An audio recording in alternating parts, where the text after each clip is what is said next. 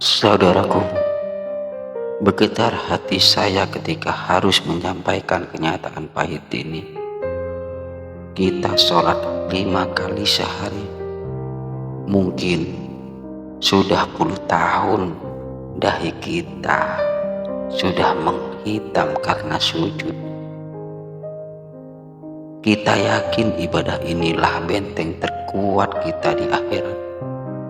Namun, tahukah Anda, ada jenis sholat yang bukan hanya tidak menolong, tapi justru menjadi beban yang menyeret perilakunya ke dalam jurang kehancuran. Apa gerangan kesalahan yang tersembunyi membuat ibadah wajib seumur hidup kita menjadi sia-sia di hadapan Allah Subhanahu wa Ta'ala?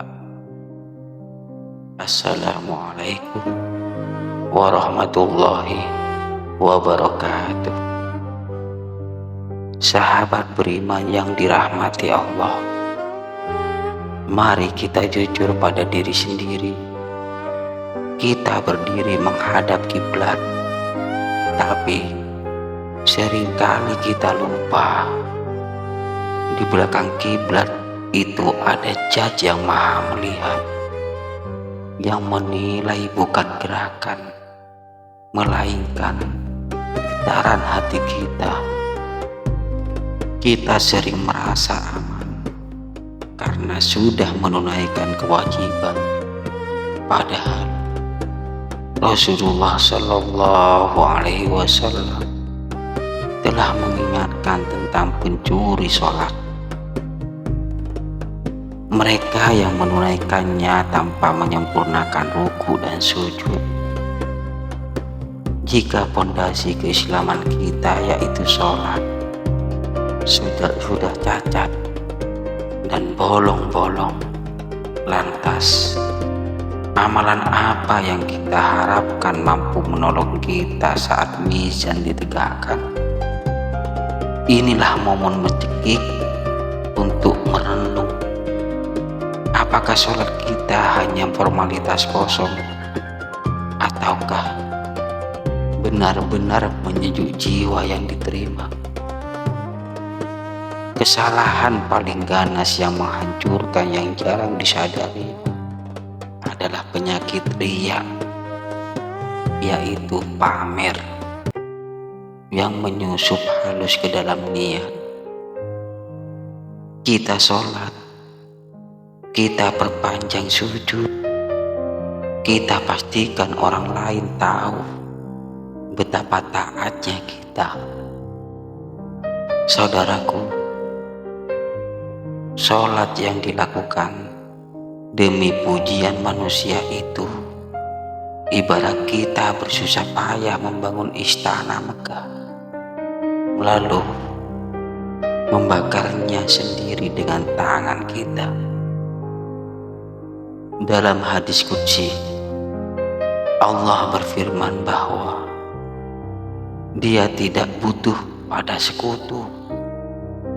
Barang siapa beramal dengan menyekutukannya, maka amalan itu akan diserahkan kepada sekutunya itu. Bayangkan, amal yang seharusnya menjadi tiket emas kita justru dikembalikan kepada makhluk yang fana. Tidakkah ini membuat kita merinding dan bergegas mengoreksi hati yang penuh noda ini? Lalu kita beranjak pada penyakit tersembunyi kedua, hilangnya tumakninah.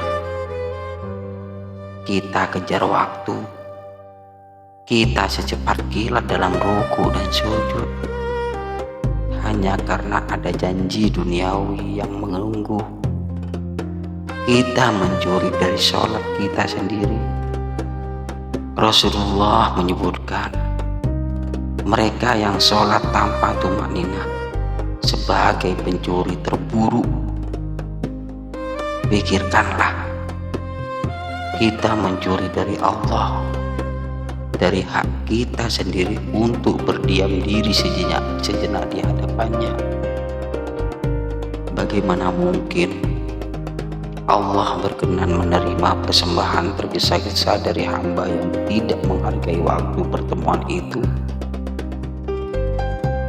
Ini bukan hanya masalah fikih, ini masalah adab kepada Sang Pencipta. Jika ruku kita tak sempurna, maka di hari perhitungan, gerakan yang pincang itu akan menjadi saksi yang memberatkan kita. Lebih jauh, mari kita bicara tentang kekosongan hati atau minimnya khusyuk. Kita berdiri, tapi pikiran kita berkelana, menghitung untung rugi pekerjaan, memikirkan masalah keluarga, bahkan merencanakan makan siang. Tubuh kita di mi'rab, tapi hati kita di pasar dunia. Sholat tanpa khusyuk adalah ibadah raga tanpa ruh, hanya gerakan mekanis yang tidak menghasilkan kedekatan spiritual sama sekali. Apakah pantas kita menyodorkan hati yang lalai kepada raja di raja? Kita datang berhadapan dengannya seolah-olah sedang berbicara dengan tembok.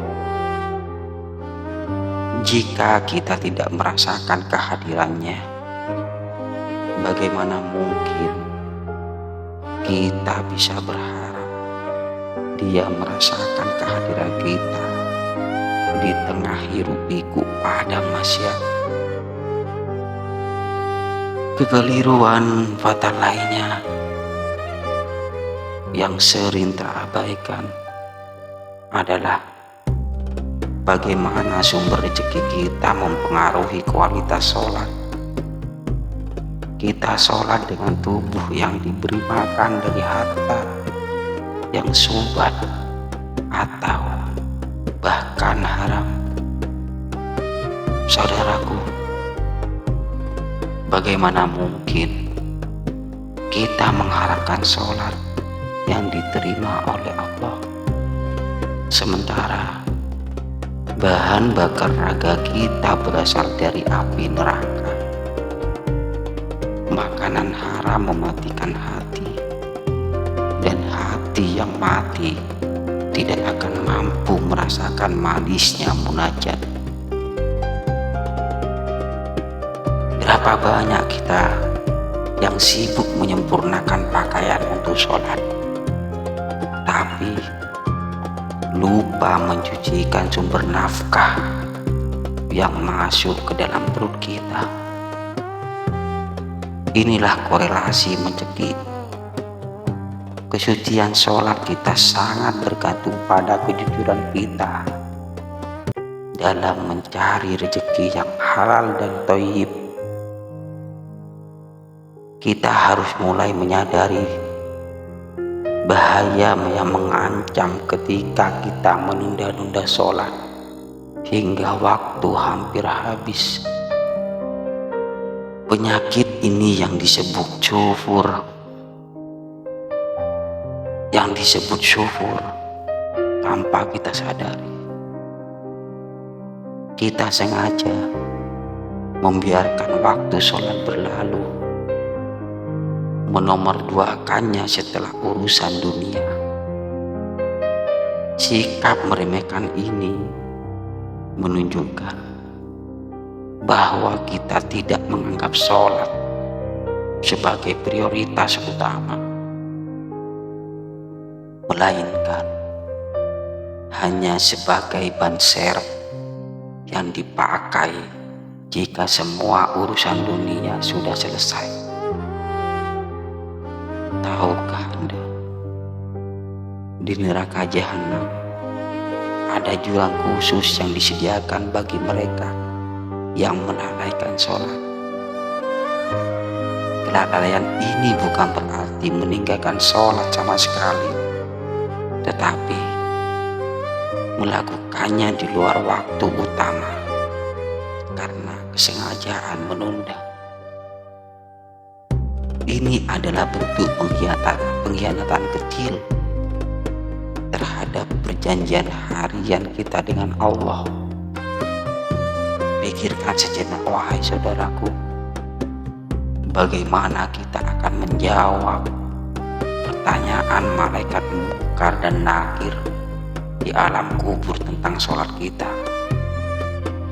Apakah kita akan bangga mengatakannya, ya Allah, sholatku cepat karena aku sibuk, atau sholatku aku kalau melakukan sambil melihat jam karena aku takut terlambat rapat?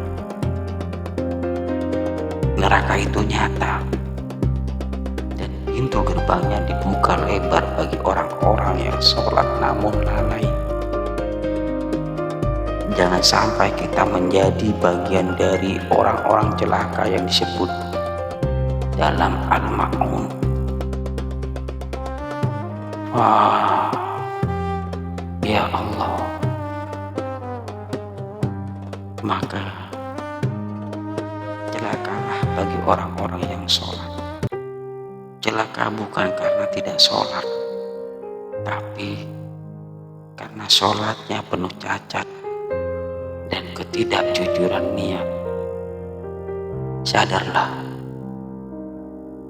bagaimana kita sedang berada di tepi jurang penyesalan abadi.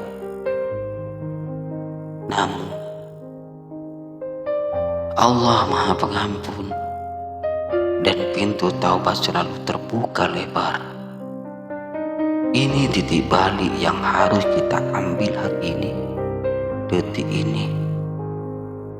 Jika selama ini sholat kita tergesa-gesa, mulailah dengan mengambil wudhu secara sempurna.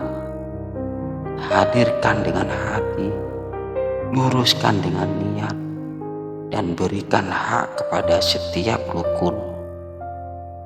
Jadikan sholat sebagai waktu istirahat sejati dari kepenatan dunia ini, bukan sebagai beban yang ingin segera diselesaikan. Prioritaskan kualitas di atas kuantitas.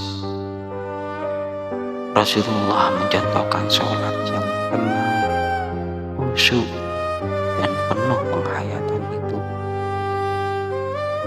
Kita masih punya kesempatan untuk memperbaiki sisa hidup kita agar sholat yang kita lakukan hari ini benar-benar menjadi investasi abadi di surga Firdaus nanti,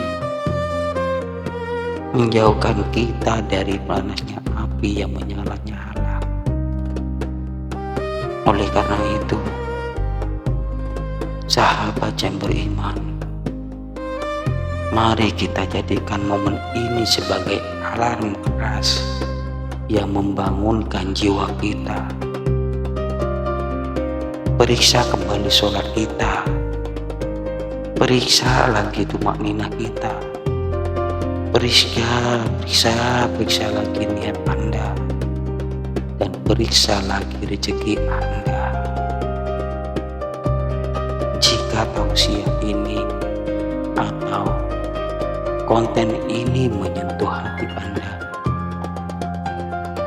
saya mohon bagikan kepada saudara-saudara kita yang lain agar kita semua terselamatkan dari kategori orang-orang yang sholat namun celaka.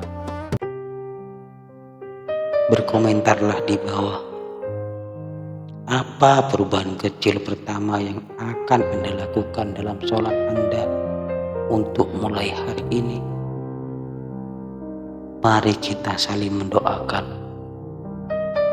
Semoga Allah Subhanahu wa Ta'ala menerima seluruh amal ibadah kita, membersihkan kita dari segala riya, dan menjadikan sholat kita sebagai cahaya di alam kubur. Subhanallah, walhamdulillah, wala ilaha illallah, wallahu akbar.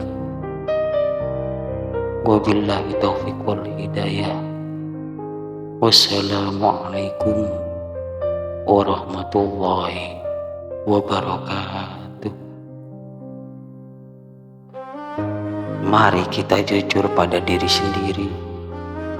Kita berdiri menghadap kiblat, tapi seringkali kita lupa di belakang kiblat itu ada Zat yang Maha Melihat, yang menilai bukan gerakan, melainkan getaran hati kita.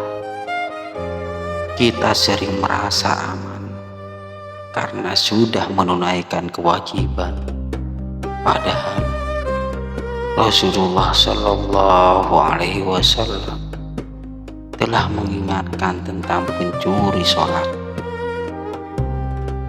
Mereka yang menunaikannya tanpa menyempurnakan ruku dan sujud.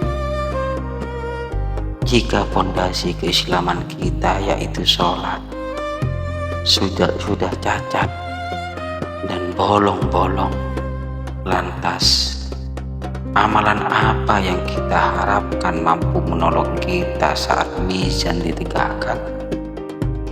Inilah momen mencekik untuk merenung. Apakah sholat kita hanya formalitas kosong, ataukah benar-benar menyejuk jiwa yang diterima? Kesalahan paling ganas yang menghancurkan yang jarang disadari adalah penyakit riya, yaitu pamer yang menyusup halus ke dalam niat. Kita sholat, kita perpanjang sujud, kita pastikan orang lain tahu betapa taatnya kita. Saudaraku, sholat yang dilakukan demi pujian manusia itu ibarat kita bersusah payah membangun istana megah, lalu membakarnya sendiri dengan tangan kita.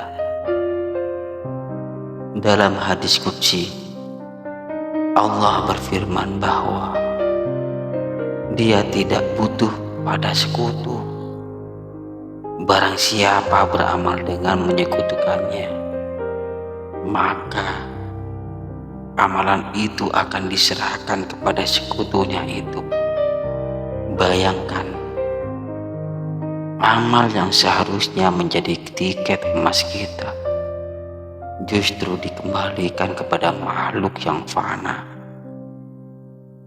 Tidakkah ini membuat kita merinding dan bergegas mengoreksi hati yang penuh noda ini? Lalu kita beranjak pada penyakit tersembunyi kedua, hilangnya tumak ninah. Kita kejar waktu, kita secepat kilat dalam ruku dan sujud, hanya karena ada janji duniawi yang menunggu. Kita mencuri dari sholat kita sendiri. Rasulullah menyebutkan, mereka yang sholat tanpa tumanina sebagai pencuri terburuk. Pikirkanlah, kita mencuri dari Allah, dari hak kita sendiri untuk berdiam diri sejenak di hadapannya. Bagaimana mungkin Allah berkenan menerima persembahan tergesa-gesa dari hamba yang tidak menghargai waktu pertemuan itu? Ini bukan hanya masalah fikih, ini masalah adab kepada Sang Pencipta. Jika ruku kita tak sempurna, maka di hari perhitungan, gerakan yang pincang itu akan menjadi saksi yang memberatkan kita. Lebih jauh, Mari kita bicara tentang kekosongan hati atau minimnya khusyuk. Kita berdiri, tapi pikiran kita berkelana, menghitung untung rugi pekerjaan, memikirkan masalah keluarga, bahkan merencanakan makan siang. Tubuh kita di mikrop, tapi hati kita di pasar dunia. Sholat tanpa khusyuk adalah ibadah raga tanpa ruh, hanya gerakan mekanis yang tidak menghasilkan kedekatan spiritual sama sekali. Apakah pantas kita menyodorkan hati yang lalai kepada raja di raja? Kita datang berhadapan dengannya seolah-olah sedang berbicara dengan tembok. Jika kita tidak merasakan kehadirannya, bagaimana mungkin kita bisa berharap dia merasakan kehadiran kita di tengah hiruk-pikuk padang masyarakat? Kekeliruan fatal lainnya yang sering terabaikan adalah bagaimana sumber rezeki kita mempengaruhi kualitas sholat. Kita sholat dengan tubuh yang diberi makan dari harta yang subat atau bahkan haram. Saudaraku, bagaimana mungkin kita mengharapkan sholat yang diterima oleh Allah, sementara bahan bakar raga kita berasal dari api neraka? Makanan haram mematikan hati, dan hati yang mati tidak akan mampu merasakan manisnya munajat. Berapa banyak kita yang sibuk menyempurnakan pakaian untuk sholat, tapi lupa mencucikan sumber nafkah yang masuk ke dalam perut kita. Inilah korelasi mencekik. Kesucian sholat kita sangat bergantung pada kejujuran kita dalam mencari rezeki yang halal dan thayyib. Kita harus mulai menyadari bahaya yang mengancam ketika kita menunda-nunda sholat hingga waktu hampir habis. Penyakit ini yang disebut syufur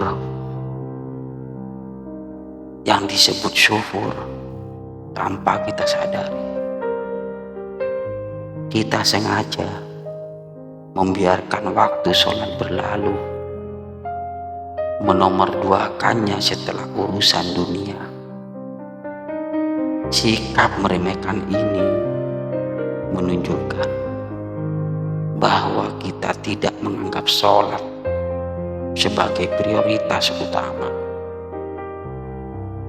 melainkan hanya sebagai ban serep yang dipakai jika semua urusan dunia sudah selesai. Tahukah Anda, di neraka jahanam ada jurang khusus yang disediakan bagi mereka yang melalaikan sholat. Kelalaian ini bukan berarti meninggalkan sholat sama sekali, tetapi melakukannya di luar waktu utama karena kesengajaan menunda. Ini adalah bentuk pengkhianatan kecil terhadap perjanjian harian kita dengan Allah. Pikirkan sejenak, wahai saudaraku, bagaimana kita akan menjawab pertanyaan malaikat Munkar dan Nakir di alam kubur tentang sholat kita? Apakah kita akan bangga mengatakannya, ya Allah, sholatku cepat karena aku sibuk, atau sholatku akan melakukan sambil melihat jam karena aku takut terlambat rapat. Neraka itu nyata, dan pintu gerbangnya dibuka lebar bagi orang-orang yang sholat namun lalai. Jangan sampai kita menjadi bagian dari orang-orang celaka yang disebut dalam Al-Ma'un.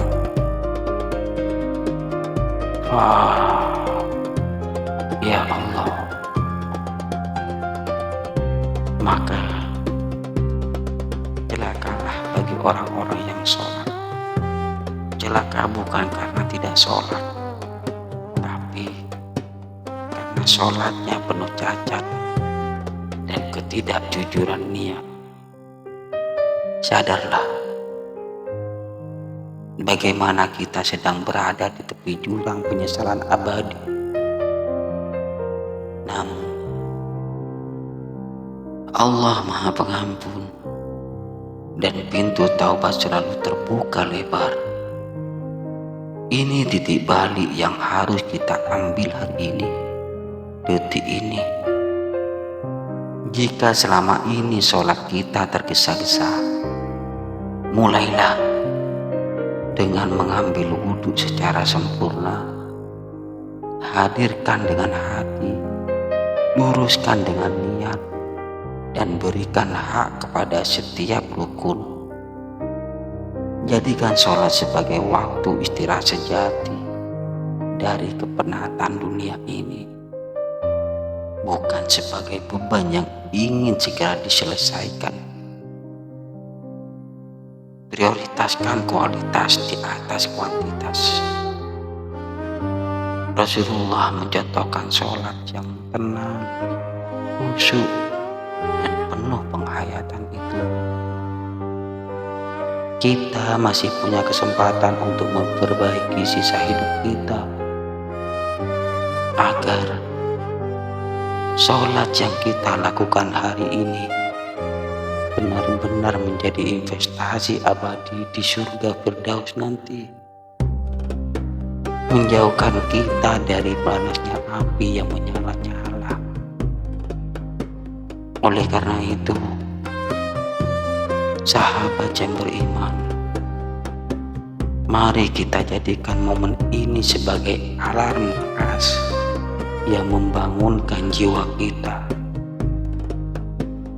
Periksa kembali sholat kita, periksa lagi tumakninah kita, periksa lagi niat Anda, dan periksa lagi rezeki Anda. Jika tausiah ini atau konten ini menyentuh hati Anda, saya mohon bagikan kepada saudara-saudara kita yang lain, agar kita semua terselamatkan dari kategori orang-orang yang sholat namun celaka. Berkomentarlah di bawah, apa perubahan kecil pertama yang akan Anda lakukan dalam sholat Anda untuk mulai hari ini. Mari kita saling mendoakan. Semoga Allah Subhanahu wa Ta'ala menerima seluruh amal ibadah kita, membersihkan kita dari segala riya, dan menjadikan sholat kita sebagai cahaya di alam kubur. Subhanallah, walhamdulillah, wa la ilaha illallah, wallahu akbar. Wabillahi taufiq wal hidayah. Wassalamualaikum warahmatullahi wabarakatuh.